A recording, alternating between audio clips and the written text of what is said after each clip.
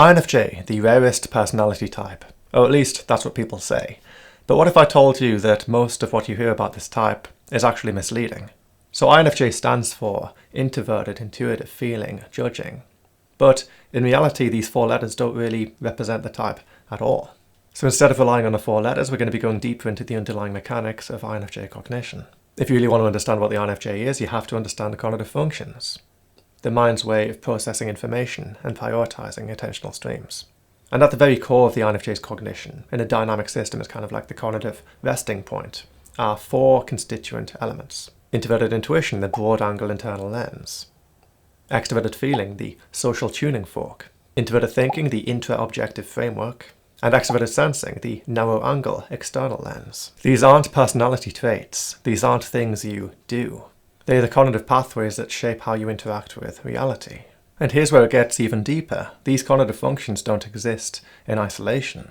They exist in positions, pairings, axes, and networks. INFJ cognition is not a stack of functions. It's a multi-dimensional system that's shifting and adapting based on context. That's why two INFJs can look pretty different while sharing the same underlying cognitive blueprint. INFJs don't just use their functions in a rigid hierarchy. They engage with them dynamically, moving through different cognitive states depending upon the situation they're exposed to. Even on the basic level, some INFJs might lean more into introverted thinking than extroverted feeling. Some INFJs have a more fluid access, rotating into ESTP, for example, more easily. And some INFJs have easy access to an extroverted feeling dominant additional network. This isn't just a soft disclaimer. There are specific pathways INFJs take regularly in order to access different forms of cognition. Within CPT, at least, cognitive type is seen as the point of origin and return, rather than the thing you're in absolutely every single minute of every single day. So what does this all mean? Well, if you're an INFJ or think that you might be, here's what matters the most. First of all, stop chasing memes and stereotypes. The INFJ is not defined by being rare or misunderstood. It's just how the brain processes reality. Think in systems rather than labels. The four-letter type code, for example, is just shorthand, not an actual explanation. The same can even be said of cognitive functions themselves. And recognize the inherent fluidity of human cognition. You are not a checklist of traits. You are a constantly evolving cognitive network. Understanding your type is not about confirming a label or identity. It's about confirming how you individually process the world. So with the disclaimers and myth-busting out of the way, it's now time to examine the actual underlying cognitive pathways of this type. So we're going to be going through multiple different sections, with section 1 focusing upon the core building blocks. And these are the building blocks people are going to be most familiar with. But oftentimes people will mistake these building blocks for being the entirety of what the INFJ construct really pertains to. So INFJs operate through four primary cognitive elements. These are the building blocks of how they perceive and process the world. First up, we have introverted intuition. This is like a broad-angle lens to the internal landscape. Remember, this is a perceiving function, not a judging function, so even in Carl Jung's original words, it's not supposed to be a rational process, but an irrational one. The process is not to assign value to information, but to gather the information in the first place. So this is a perceptual process focused on gathering high-level, large-scale, vague information all at once. It's not about patterns or insights per se, but more about seeing the entirety of everything in the internal landscape simultaneously. A metaphor I like to use is like a spider's web, where different strands are tuned to different frequencies, and if you strike one strand on one side of the web, multiple different strands tuned to the same frequency will light up at different parts of the web. And this broad level overview of internal information can make cognition here highly thematic. It'll be working more on themes, held constant over time. So again, this has got nothing to do with being psychic or even necessarily any kind of connection into the collective unconscious. It's just a way of perceiving information within our internal landscapes. Next up, we have introverted thinking, an intra-objective framework. Intra here means referring to within. So this is the element the INFJ uses in order to construct virtual representations of reality. Even the self here can feel more like a concept than a lived entity. And this is all about seeking an internal sense of logical purity and internal consistency. Less about does it work and more about does it make sense. Next up, we have extroverted feeling, an intersubjective framework. So this element kind of functions like a tuning fork to the external world, picking up on disruptions in the socio-nervous atmosphere. Oftentimes it'll even feel external moods in the body itself, creating oftentimes an almost involuntary empathetic resonance. Oftentimes the priority here is ensuring there is peace, especially in the context of an introverted type, but we'll get into that later. And finally we have extroverted sensing, the narrow angle external lens. So this is a perceptual process that actually sharpens reality into an intense high resolution experience. This is not about pleasure or impact or any kind of other mimetic traits, but instead about experiencing a highly narrow frame of reality in a highly intense and rich manner. And naturally this does beget a particularly introverted type, a high degree of sensitivity to the external world. So you've made it, we're into section 2 of the video. We're going to be now assigning the positions to each of these respective cognitive elements, because it's the positions these elements can assemble into that determines the core type. This is why INFJ is different to ESTP or different to ISTP, for example. So introverted intuition here, that broad angle internal lens, is in dominant position. So this makes it the INFJ's primary mode of operation. But instead of being this thing they're constantly using, it's more like the very atmosphere they're breathing. Not everyone will necessarily recognize their dominant element, but it does place the emphasis of the INFJ's cognition upon perspective, upon observing and enjoying a richness of internal experience, rather than necessarily coming to conclusions for the sake of cognitive resolution. Indeed, the purpose of NI dominance is often to leave things more open than it is to close them. And this is why on a cognitive level, this is actually a perceiving type rather than a judging one. Next up we have introverted thinking. This is in agency position. It is performing an auxiliary role to introverted intuition. Now that's a bit different to what you might hear in other systems, but it's mainly just an issue of semantics. If something is performing an auxiliary role, it means it is assisting it.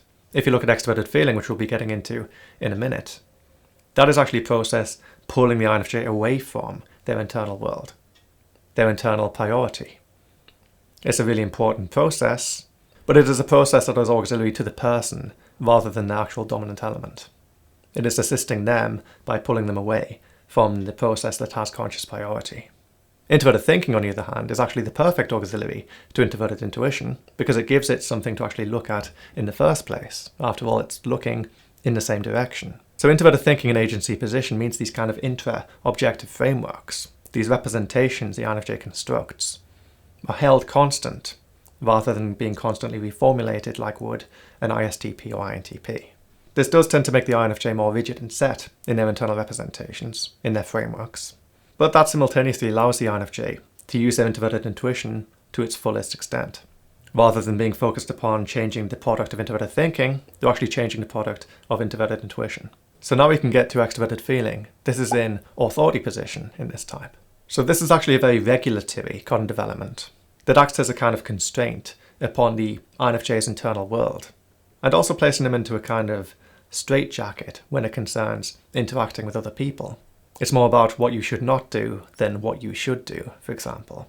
On the one hand, this can confer the INFJ a sense of nobility, but on the other hand, it can actually make them a little bit passive when it comes to social interactions. But more than anything, extroverted feeling authority is like this parent, if you will, telling the INFJ, don't forget about this, don't forget about this, and try to make it relevant to this. So in essence, this translates to the NITI insights, for example, of the INFJ, often having a high degree of social relevance, oftentimes being about people rather than objects. And finally, we have extroverted sensing. I call this position oppositional position rather than inferior because I find the term inferior kind of stigmatizing and misleading. So similar to extroverted feeling, extroverted sensing is kind of acting as a kind of tugging response in order to keep the type grounded in reality so they don't go too far deep into the introverted thinking rabbit hole. It has a high degree of sensitivity, so if there are any intense disruptions within the SE world, the INFJ will not only be so sensitive to them that they can more easily extrapolate upon them with limited exposure, but they'll also be forced to confront what is in front of them. So now we're into section 3. Cognitive functions don't exist in isolation. They not only exist in pairings, as we'll be getting into soon, but they also exist in axes. These are kind of like the equivalent of quantum superposition, just on a conceptual cognitive level. So essentially, introverted intuition, extroverted sensing, introverted thinking, extroverted feeling. These are perfect opposites, and this perfect opposition actually creates a natural state of entanglement. to such an extent whereby they almost become one and the same, because they're simultaneous processes that are informing each other. Almost kind of like they're causing and being caused by each other at the same time. So the NI-SE axis is like extrapolation from the observed. SE acts as a sensitive tuning fork, absorbing the richness of concrete reality in fine detail. NI abstracts from this received data, forming broad, interconnected perspectives of reality. But in turn, this kind of NI synthesis produces what is known as a theme. And the theme directs the frame of SE into the future. So you can see how these are very much a cyclical process, in a state of enantiodromia, for example. Next we have the TI-FE axis. This pertains to the more virtual experience of reality. TI here creates an internalized and detached representation of reality. FE, on the other hand, is highly sensitive to any kind of disturbances of the external peace. But the two processes utterly rely upon each other, because they're both the process of language and communication. A person cannot interact with another person without a set of internal parameters and rules and representations to convey and to operate within. Simultaneously, the representations of the world are often formed more through the social mimetic world than they are just through pure empiricism alone. There's a highly social nature inherent to introverted thinking. So you've made it to section 4 of the video, and now we're really starting to get deep. And here also is where we begin to leave the waters of MBTI and move into CPT. I'd actually recommend now to any viewers who are more just purely interested in the contemporary perspective of the INFJ, of the more traditional approach, for example, of the approach that's been taken over the last few decades, rather than the more recent innovations, to consider pausing the video here, because this is when we get into the waters of CPT, which is technically a different system to MBTI. But if you want to keep going deeper and deeper into the core workings of this type, and exploring the various subtypes, for example, I highly recommend you keep watching. So as was kind of implied in the position section of this video, certain cognitive elements work more closely together than other ones. So keeping our attention locked onto the 4 main cognitive elements of this type, these elements actually split up into 2 separate cognitive pairings. And some of you might have even intuited in the previous sections how NI and TI seem to be working together simultaneously, as are SE and FE. And this is an extension of Jung's principle of rationality and irrationality. The perceiving function will always be accompanied by a judging function, because they need each other in order to do anything. So first up we have NI-TI. So this being the dominant pairing, if you will, it has what is called a convergent attitude. A convergent attitude is represented by the plus symbol within CPT. It pertains to a more interactive realm, but also a realm that is constantly regenerated and highly fluid. SEFE, on the other hand, the opposing pairing, if you will, is divergent, represented by a minus symbol. This doesn't mean it's not happening, but it tends to be inherently less interactive and more static, because it is there to be observed. So therefore, when it is acted upon, the action is there to solidify something, to make it more observable. So therefore, the NI-TI pairing of the INFJ is kind of like narrative cognition. So unlike the dominant pairing of the ISTP, TI and I, which you can find more about on the channel as well as the wiki on the website, the NI-TI cognitive pairing actually collapses categories in order to make everything perceivable at once. This works kind of like a heliospheric model where everything is perceived at the same time, in a kind of all-encompassing manner. But because it is more of a perceptual process, introverted thinking is more held constant in order for NI to weave a kind of ongoing story across it. So therefore the process is actually remarkably good at making sense of narrative structures, understanding how one thing on a large, high level naturally led to another thing. But more than anything, just highly adept at framing reality to make sense of it, to come up with a compelling story, to make it fit. And this gives INFJs their deep, often ineffable ability to perceive complex truths in a highly intuitive way. And while human cognition itself is naturally non-linear, the NI-TI dominant pairing of the INFJ makes this type especially non-linear in their thinking style. Remember the web analogy I referred to before? Well, that pertained to the product of TI rather than FI, which would be in the case of the INTJ. And this is counterbalanced by, yet entangled with, the SEFE opposing pairing. So whereas NI-TI is highly convergent, constantly reformulating its own narrative structures, making sense of things on the grand scale, albeit in a fairly blurry way, SEFE is much more like social intonation, Unlike any FE divergence, which is the opposing pairing of the ISFJ, SEFE divergence isn't necessarily attuned to the group level harmony. It can't necessarily read the room. But it is highly attuned to the one-on-one specific SE interaction, the one-on-one scenario with another person, for example. And it's often adept at intuiting highly imperceptible social nuances that are ongoing. And as concerns a one-on-one interaction or even prolonged relationship, it gives the INFJ a certain level of intimate hyper-awareness of the micro-fluctuations that are ongoing within the FE landscape. But because of this very sensitivity, any kind of major disruptions within the social atmosphere are going to be experienced quite strongly by the type's nervous system. And this very sensitivity is often what lends the INFJ a natural state of internal tension. They'll often come across as quite intense people. Not because they're being outwardly intense, but because it's quite apparent to many people that the type's being quite extraordinarily affected by something that doesn't actually seem like as much of a big deal to other people. And again, this doesn't make them some kind of hyper mysterious mythical empath or anything. It just means they're hypersensitive to things that other cognitions would not necessarily prioritize, oftentimes for good reason. So we're into section 5, and here's where, at least for me, things start getting pretty fun. Because now we finally get to start talking about the dip functions of CPT. You can think about these as like the pairing-based version of shadow functions within other systems. And also if you're familiar with the concept of the 4 sides of the mind, already within MBTI, this part of the video should be a cakewalk for you. But I must disclaim though, unlike the 4 sides of the mind theory, there is no real kind of psychodynamic labeling process applied here. So that means the INFJ does not have a superego type, for example, or a subconscious type.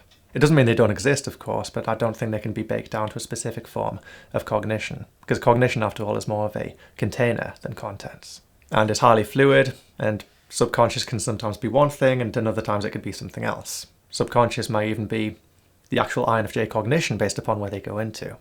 Again, it's quite situational. So INFJs actually experience regular shifts in cognitive balance that can be referred to as dip functions. And these introduce alternative modes of operation for this type that are quite readily accessible. And the reason these dip functions exist in the first place is just an extension of the natural idea of a cognitive continuum. The only difference between them is one of them's this and the other one's this. They're forms of attention. One of them's broad and the other one's highly constrained. So it follows that therefore the type must also have this and this and this in between the two extremes. And the same goes for introverted thinking and introverted feeling. Sometimes we're more attached and sometimes we're more detached and sometimes we're more in the middle. And of course this applies to the introverted-extroverted continuum as well. Sometimes I'm out there, sometimes I'm closer to here, sometimes I'm here, sometimes I'm here. So when we're dealing with dip functions, it's always really healthy in order to keep the continuums in mind, because it's not necessarily the difference between a 1 and a 0. It's not like an on-off switch, because networks in the human brain don't really work in an off and on kind of way anyway. So why would cognitive functions? Things in the brain are typically more of a gradient. Labels are used because they're useful points of reference rather than ground truth. So NITI therefore can move into SIFI. What this means is INFJ cognition can extend into ISTJ cognition. This is called the extension pathway because the type is flowing along their already introverted state. They're essentially extending their core process to not only inhabit NITI but also to dip into SIFI as well. So if NITI is narrative, SIFI is more like a boundary. Why? Because SIFI are these highly constrained aspects of introverted feeling held constant. It's kind of like erecting the edges between what you do tolerate and what you don't tolerate, what you do believe and what you do not believe. And obviously belief is a constituent part of narrative. And the ISTJ side of the INFJ is the primary way through which they activate their introverted feeling and introverted sensing. But of course NITI can also express itself upwards into NETE. This is an INFJ going into ENFP. So this is taking the narrative thematic insights of NITI convergence and extending them into the external world to play with not only what is in here, but also with what is out there. But oftentimes still doing so in service of NITI, the pattern held constant across situations rather than within them. So this represents oftentimes the more playful side of the INFJ and can also give them a higher degree of natural kind of FI spontaneity, because FI divergence of the ENFP is more of a reflex than it is a reflection. And last but not least, let us not forget the ESTP rotation of this type. So it's called rotation here rather than extension or expression, because this is non-continuous. The type is actually rotating on their axis in order to inhabit ESTP instead of INFJ. Essentially, this is kind of like an attitudinal depolarization. The charges on either side of the axis suddenly flip. So the NITI, which was plus, now becomes minus. The SEFE, which was minus, now becomes plus. So suddenly the theoretical insights of the type become more like actionable abstractions. They can even gamify reality to some extent. And the SEFE sensitivity now becomes something which is more willing to play with, for example, interpersonal boundaries, to introduce a level of natural wit and rapport to the scene. But it's important to remember axial rotations are more typically connected to kind of a fight or flight response or to a kind of cortisol spike. So it's more likely for an INFJ to go into their ESTP zone when they feel a lot of pressure to do it. And this flows neatly into section 6, where you can finally start talking about the subtypes of the INFJ. Because if you take a random selection of INFJs, they're all going to differ in the relative degrees to which they prioritize any one of those aforementioned dip functions over another one. And this preference for one dip function over another one can lead to what is called an attitudinal subtype. That is where the attitudes of the default INFJ suddenly shift to inhabit slightly different spaces. So remember, the attitudes of CPT are convergence and divergence. So these are the actual forces being changed within the first subtype level. Let's take the ENFP side of the INFJ, for example. An INFJ who is inhabiting more of the ENFP is typically going to be more of an ambiverted subtype. This is a type who likes to rest more in between NITI and NETE. So they're not truly introverted and they're not truly extroverted either. They're more in the middle.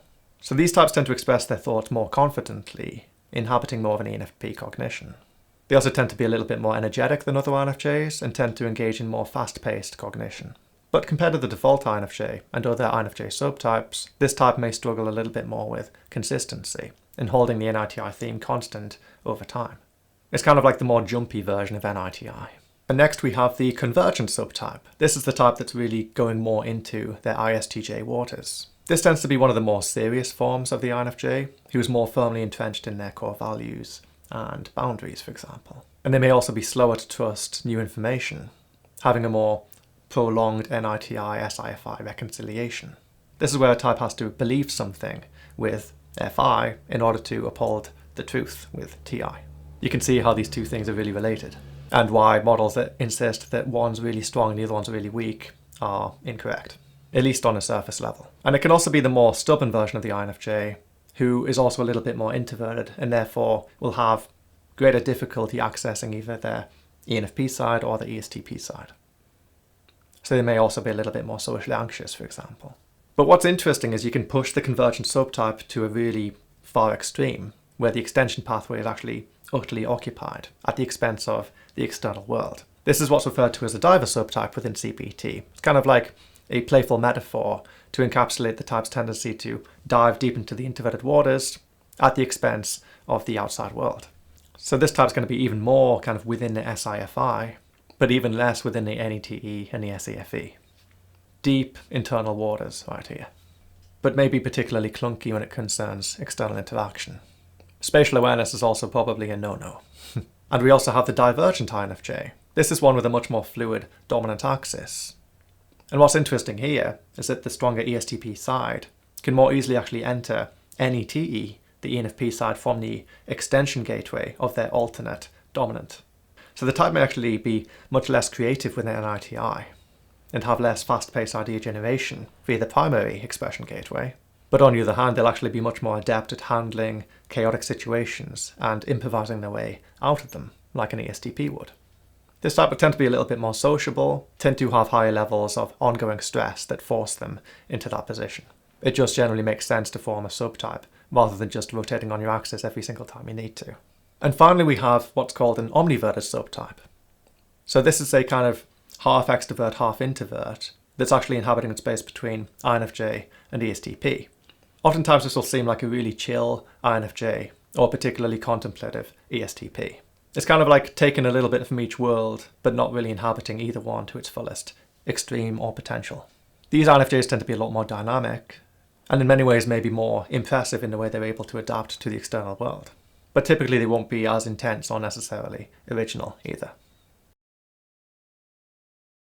And now we're moving into section 7. So far we've talked about the cognitive elements, the cognitive axes, the positions. We've even formed cognitive pairings. We've talked about dip functions, how the cognitive pairings can dip into other pairings, so long as they're on the same continuum. And we also talked about how cognitive attitudes can actually shift into different attitudinal subtypes based upon a person's preference for dip functions. We've really built the INFJ cognition from the ground up. So we've talked about how the INFJ can dip into 3 other types, but there's actually 4 additional types the INFJ can access, kind of simultaneously as high-level auxiliary processes alongside NITI, or even alongside NETE, SIFI, SEFE. So this is where we get into the waters of CPT network theory. And a really good way to envision this is seeing the INFJ's core cognition as inhabiting 4 different pairings, cycling between them with the different relationships. All the while on the outside they have kind of like an asteroid belt of 4 other pairings that are always used as an auxiliary process. So no matter what the INFJ is doing within their primary zone, there's always going to be these rings circling outside of them. So while the INFJ might be dipping in and out of different zones within their primary pairings, they may also be doing the same across auxiliary pairings as well. And this is just applying the principle of emergence from cognitive elements to cognitive functions or pairings. Because suddenly the perceiving processes of the INFJ, NITI, SIFI, etc., are complemented by a judging process. So we know the auxiliary process is not going to be NIFI or SETE, etc., because those INTJ and ESFP waters are natural opposites. They're not serving a complementary rational role to a perceptual process. And we also know the elements of NETE, SIFI, NITI, they've already been occupied. What this essentially means is the INFJ is already an intuitive thinker, because intuition is paired to thinking. The INFJ is already a sensing feeler, because sensing has been paired to feeling. So on the level of cognitive pairings and dip functions, we already know that the INFJ is someone who thinks holistically and feels quite discretely, sensitively.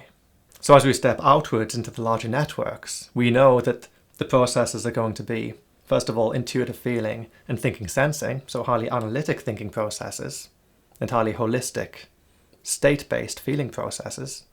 And we also know they're going to be rational processes. Instead of SETE, therefore, it's going to be TESE. Instead of SITI, it's going to be TISI. So we're looking at an ENTJ side, an INTP side, an ESFJ side, FENE, and an ISFP side, FINI. And every INFJ has these processes, serving as a kind of rational dominant accompaniment, auxiliary, to their perceptual dominant processes within the DIP network. So TESE represents a side of the INFJ, which they can call upon in order to be more implementational, in order to secure objectives, in order to get their goals done, oftentimes in a hurried and impatient manner, cutting through irrelevance as it hones into the heart of what's most effective. They also have the TISI side. This is the side of the INFJ which really hard bakes their definitions into precise lexical protocol. You have the FINI side of the INFJ, which is more utopianistic, idealistic. FINI here is forming large aggregates of what the world should be, for example, or what they should be, borrowing from the future version of themselves, as they aspire towards an ideal, both within and without. And you have the FENE side of the INFJ, which is heavily utilised because it's more contingent upon the authority position. This is their FE dominant side. This is the part of the INFJ that can read the room, that can attune to the aggregate social harmony. Oftentimes INFJs using this network will be the ones who can identify when people are left out of the group and can bring them in order to maintain a sense of social equilibrium. But naturally these cognitive networks, these additional auxiliary processes the INFJ can call upon, it follows the same principle as the dip functions. A type may actually form a long-term preference for a particular auxiliary network, and this forms what's called a network subtype. So what's really cool is there's actually 2 levels of INFJ subtype. We have the attitudinal one and the network one. And so it'd be really cool to hear how people have used this video to consolidate upon their particular form of INFJ cognition, because this actually introduces quite a lot of variety and diversity within a single type. So the TESE subtype of the INFJ, we can kind of call this the object subtype. This is more focused upon willpower and execution. NITI here is actually bolstered by a process that focuses upon tangible, real-world impact. They're going to be asking "so what" quite frequently, cutting through speculation, cutting through vagaries, in order to find the most effective path forward towards their objective. And naturally with FI and I divergence, they're going to have a lot more natural attunement to their true desires. So these INFJs tend to be the most naturally externally intense of them. They'll oftentimes have the most intense gaze as well. But they also tend to be the least patient out of the other INFJ subtypes as well. And then we have the TISI variant of the INFJ. We can call this the concept INFJ. This is a more intellectual and systematic variant. So these types are going to be more consistently refining ideas into conceptual models and frameworks. They're going to be more deeply analytical, oftentimes balancing the breadth of NITI with the depth of TISI. But they can get lost into analytical spirals, and unlike the TESE variant, may have more difficulty applying their ideas or even promoting their ideas to the world. Because this is essentially a double virtual type. TI is already convergent within the first layer of cognition, and now it's also convergent in the second one. So this is the most likely out of all INFJs to be detached from external reality, to feel like life itself is just one big, infinitely generating simulation or what have you. And next we have the character INFJ. This is the FI and I subtype. This is the one much more intrinsically connected to their own sense of ideals, to their own sense of character, and their own kind of internal state of evolution across time. So this is a more dramatic variant of the type. They're going to be delving into the FI and I states and extrapolating upon them with a kind of NITI synthesis. So this will lend the type quite naturally towards the arts a lot of the time. And they might speak in a more esoteric manner. They'll also feel a lot of kind of main character energy a lot of the time as well. They'll feel a strong natural moral calling, for example, and may be more belief-oriented out of the other three INFJ subtypes on this level. But I will also say these types are a lot more prone to existential ruminations and will tend to have more emotional highs as well as emotional lows.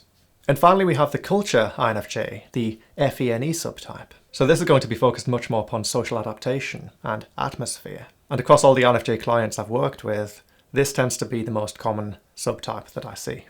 So this is a little bit more focused upon community building and group harmony, whereas FE is divergent in the primary zone of cognition. In the secondary zone, it's actually convergent. So this type is a lot less socially passive than other INFJ variants. They're skilled in social mediation and often will go out of their way to protect the underdog in order to maintain a sense of cultural equilibrium. But this type is also the most likely to struggle with emotional overcommitment and burnout, and may have a slightly harder time with personal boundaries. Because again, this is FENE as an auxiliary process to an already highly sensitive SEFE divergence in the primary cognitive zone. So INFJs alongside the other types are deeply layered types, with diverse manifestations depending upon cognitive emphases, network subtypes, attitudinal subtypes. And let me know down in the comments which variant of INFJ resonated the most with you. I really hope within a sea of conflicting definitions and various levels of myth that this video provided some sense of clarity and something more firm that you can grasp onto when trying to understand these theoretical constructs and apply them to yourself and others. So please like the video if you enjoyed it. If you know anyone who you think might also enjoy it, please feel free to share it with them. And if you haven't already subscribed to the channel, I highly recommend that you do so. Much more cognitive insights coming your way. And if you'd like to be tapped by me or coached by me, I definitely recommend heading to cognitivepersonality.com. And there's also a fully operating membership section and wiki there as well for you to learn from. So that's it for me, and I'll be back in a few weeks. For now, take care.